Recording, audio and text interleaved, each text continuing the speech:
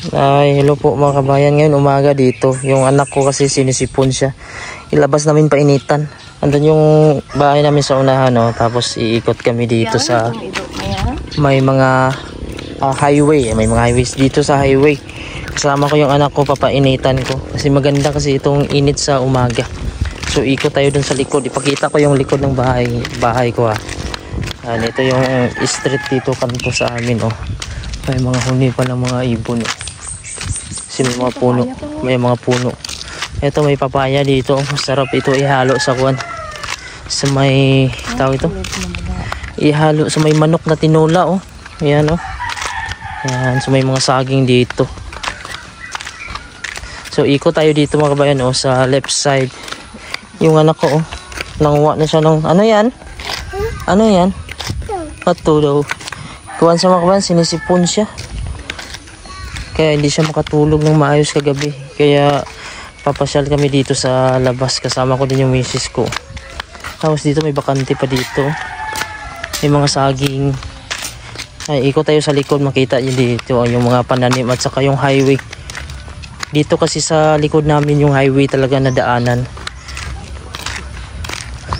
Ayan, so ito yung mga bahay dito mga kabayan. May mga puno sila ng mga rambutan. Uy, oo. Sige. Langka. Oh, slow lang, ha, slow. Dito mga kabayan, hindi pa siya simento. Yan, so may mga kuwan dito, makahiya yung tawag sa amin yung ganyan, oh. May mga bulak na pink. Tapos medyo marami pa ring damo dito sa gilid, oh. So tagos tayo dun sa kabila sa may likod namin. Ayan, may aso dito mga kabayan, yung na kumakain siya ng damo. Yung mga aso pala kumakain yan ng damo pag umaga.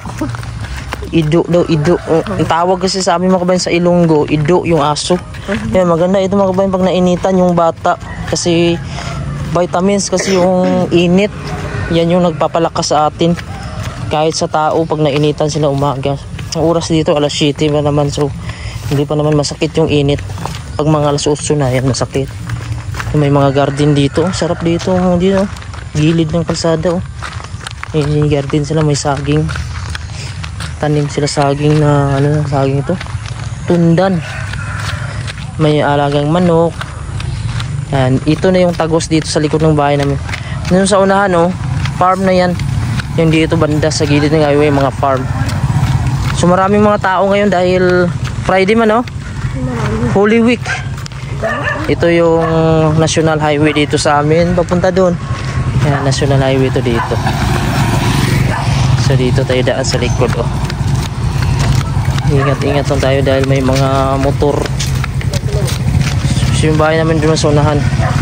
Yan, sa likod namin mga kabayan, ito may mga farm na to dito, mga bakante.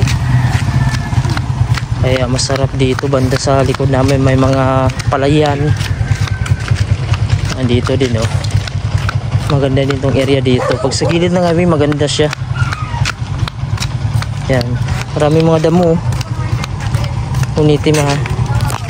May mga bakante pa dito. Masarap din dito. Medyo patag dito yung area nila, oh. Yan. So masarap ganito pag nainitan yung bata. Kahit kami, kasi bihira lang kami masikatan ng araw doon sa Greenland. Kaya ito yung tunay na Greenland, oh. Yan, napakaraming kung dito mga kabayan, pangpakain sa kalabaw, kambing. Ito, napier to. Ito yung pinapakain. Walang gumagalaw talaga dito mga kabayan kasi napakaraming damo kahit saan. Yan, sa ilalim pa lang ng saging, napakarami ng damo, hindi na maubos-ubos. Yan, napakataba ng kambing dito. Ganito kalawak yung mga area dito. Patag na yung dito mga kabayan. Papunta doon, may kambing pa nga sila, oh. Yan, may mga kambing sila, oh. Yan. So medyo malamig pa ngayon mga kabayan. Pag alas 7 ganito, hindi pa siya mainit. Pagdating na kasi ng alas 8, doon na medyo masakit-sakit talaga yung init. Pero pag nasa lilim ka, kuha naman, hindi naman siya malamig, hindi naman siya mainit pag nasa lilim ka. So ito na yung part dito banda sa amin. So yung bahay ko nandun pa sa kabila. May avocado sila dito. Ayan, maraming avocado, oh. Masarap tong avocado kasi Nasa 40 ang kilo dito sa amin, avocado. Tapos dito may maisan. Yung ganito talaga yung kuan dati, maisan talaga siya. Daplin ma. Mahirap dito kasi mga kabayan pagka kuan. Yung highway tapos maraming dumadaan na sasakyan.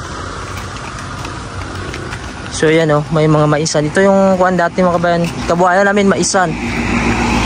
Tapos yung bahay namin dito. Ayun oh.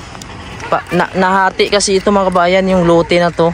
Yung kalahati ibang nakabili.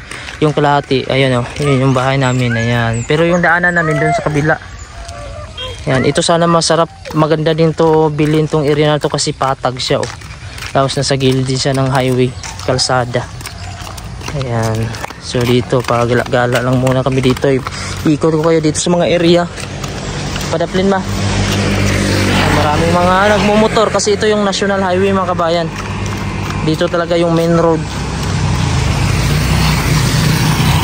Problema lang dito kapag sa gilid ka lang din ng daanan, maingay din sa mga motorcycle. Maganda dito pang commercial lang pag ganito pagdating ng panahon kasi.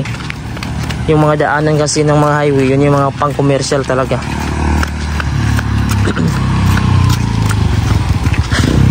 Ito yung mga itsura ng mga bahay dito. Kahit paano, mga malalaki na din mga bahay dito. Mga simentado na din halos.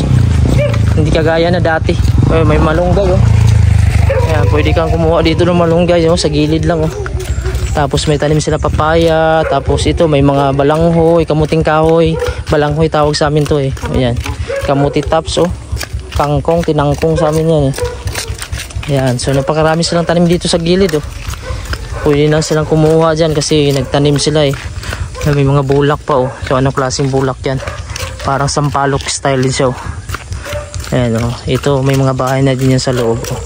Halos mga simentado na din pala yung mga bahay dito oh. Dati eh. Mga panahonan ko mga kawayan halos lang, mga nipa. So dadating talaga yung pagkakataon ng panahon na naging kuha na yung tao, naging high technology na nag-improve na. Ito bakante pa din dito. End road. So inaayos pa tong kalsada siguro. Ayan. So maliksi yung anak ko mga kabayan, na initan siya. Ito yung tago sa amin. Ayan. Yung sa left side na daanan. Ito highway pa to papunta dun sa bundok namin. Ayan. May kwarto. Buntas ba yan? Oo. Talawon na ko. Wala pa na sa bukayo. May binibinta na budbud. Pila na siya? Tag 5 ka. Pila na kabilig-bilin? Dalang. Ano pa nun? Kay Grace nga, tuwan na siya ga. Ikot lang mo sa iyo baligya. So yan mga kabayan, may nadaan kaming nagtitinda ng budbud. Ito yung budbud, yung tawag sa amin. Ito yung balanghoy na ginataan. Ay, matubito. May avocado sila dito mga kabayan, no? Matanda na itong avocado pag ganito ni style. Pero parang malagkit ito. Tapos yan, marang walang bunga. So bumili kami nitong budbud o balinghoy ito o kamuting kahoy na may gata. Minubos na lang namin kasi nasa 5 pesos lang naman yung isa. Ayan, ito na yung tago sa amin mga kabayan, yung bahay namin sa left side. Sabi ng anak ko, Ido daw. Kasi sa Ilonggo kasi mga kabayan, Ido ang tawag dito. Oh, away. Yaway ba? Sa pag-away sa Ido? Pag-away sa Ido, be? Sa pag-away sa Ido? Tawa ang Ido, oh. Pinawisan yung anak ko. Oh, may flowers oh. Oh, may flowers. Maganda dito, may flowers na tumutubok sa gilid oh. Libre lang kuha. Ayan, kuha ng flowers ya Maya. Gamoist-moist mga kabayan yung ano, yung halaman, malalaman mo na malamig kasi nagmo-moist. Pag umaga kasi dito malamig. Yan ang paganda dito kasi may mga puno dito. Kahit tanawa na kuha niya tanan. Hindi makuha. Very good. Tara na. Simot niya pa. Araw-araw nangunguha yung anak ko dito mga kabayan ng bulaklak kasi araw-araw ko siya pinapasyal dito. Masarap kasi sa bata pag nainitan talaga siya. Yung init kasi sa umaga, masarap talaga dito sa probinsya. Huwag lang sa mga city mga kabayan. Masakit na yung init sa umaga. Ayan. So yan yung bakante. Sabi ko makante na lote dito na masarap dito bilhin kasi katabi ng kuwan ko. Area ko. Yun yung bahay ko. Sana hindi nila putulin ito mga kabayan, no? Yan yung nagsisilbing lilim sa bahay ko. Yung 2 punong rambutan. Yan, ito na yung bahay ko. Tapos Ito na yung highway na pinanggalingan namin kanina. So ngayon papasok na kami ng bahay kasi yung anak ko pinawisan na siya. Tumutulo na yung sipon niya. Mahirap kasi mga bayan pag bata magkasakit na naman. Para mag-almusal na din kami. Yan. Welcome.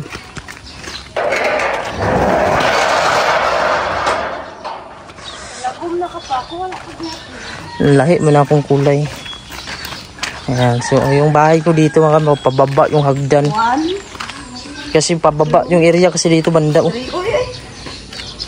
Pero hindi naman bahay dito kasi mataas na to kaysa compare doon sa kabila yung pinakababa. Medyo nagslant kasi yung lupa dito banda. Yan itong ginawa ko. Yan pinatambakan ko dyan. Malalim to. Para hindi pupunta dito yung lupa. Yan ganyan yan. Compact. Yan. So tingnan natin kung anong niluluto nila sa umaga pang almusal namin. Hoy sa Maya.